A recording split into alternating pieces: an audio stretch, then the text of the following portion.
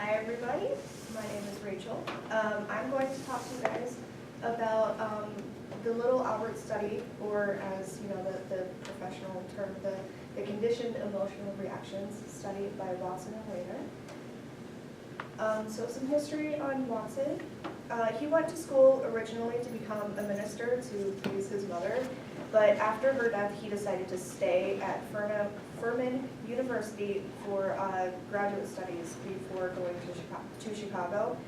And when he went to Chicago, he at first studied under John Dewey, but actually hated him. He found him to be incomprehensible.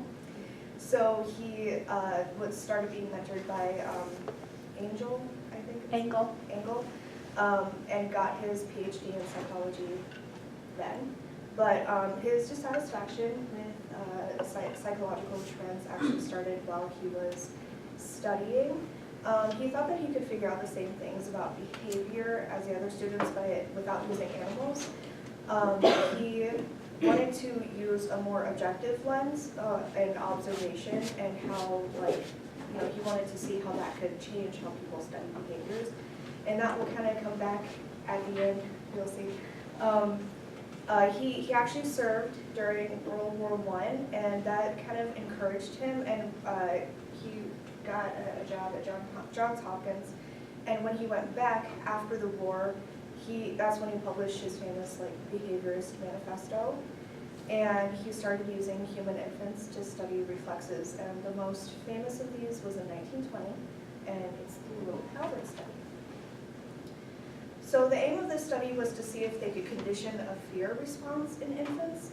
They used the boy that they called Little Albert because he was, handy. His mother was a wet nurse at a home for invalid children, so he was basically raised in the hospital.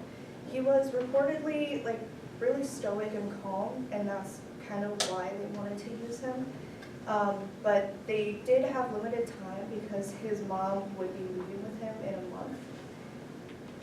So the methodology in this study kind of followed the same pattern once the fear response was established. They would present him with a rat, and he would reach out for it, and they would strike a metal bar with a hammer, really loud sound. He would be like, what the hell is this? Interestingly, it actually took until test 7 in this study for him to actually start crying. At first, it was him just wanting to distance himself. And the test lasted up until the day that Albert was taken from the hospital. And this is one of the stronger points of the criticism about the ethical implications of the study. So the most notable impact of the study kind of goes by the name of systematic desensitization. This is a tool that is used to help people conquer their fears by helping them face them step by step, while also teaching them relaxation techniques. However, Watson himself didn't actually come up with the study because he ended up being let go from Johns Hopkins because he was so good of a student. At first, early replications kind of had mixed results, and one of the reasons is because this was essentially an uncontrolled study. They claim to have conditioned fear, but some critics kind of say that it would have been more impressive had they conditioned fear towards something that isn't necessarily scary to people, like a common shoe instead of a rat. Also, the measurement seemed to be more subjective instead of objective, the way that he wanted to do it, which is interesting, because his whole main thing was wanting to be objective and not perceiving things and using that as a basis of measurement. And finally, the main ethical concern revolves around the fact that Albert didn't have the opportunity to have that fear removed. And according to a critic, they knew that he would be leaving, but they didn't do anything about removing that fear before he left. They just continued establishing their fear response up until that very day. So one last question remains: who is Little Albert? It seems that the closest we've come to finding him is a boy named Douglas Merritt, who died at just over 6 years old.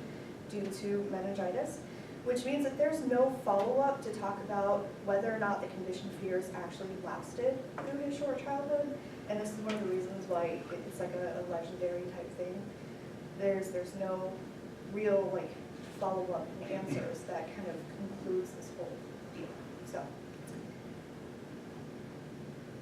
there's my references. Any questions?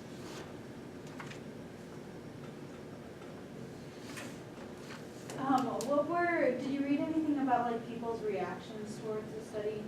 Like, I didn't know. I'm sorry. I read a really interesting article that was about revisiting classic psychological studies, and one of my favorite like things that I read, but I didn't include it. One of the authors is actually an editor for a psychological like journal. He's like, today this wouldn't like be published because it's absolute baloney. So, yeah. You said that the mother worked at a hospital, and so did she know that they were doing this to her baby? I would hope so. Honestly, I've been like reading about this and kind of working with it for a little while, and it feels like even though like she worked at the hospital, there really wasn't anybody looking out for him. They would just kind of make him scared and then send him on his way and then come back and make him scared again, but it didn't feel like anybody was really like trying to protect him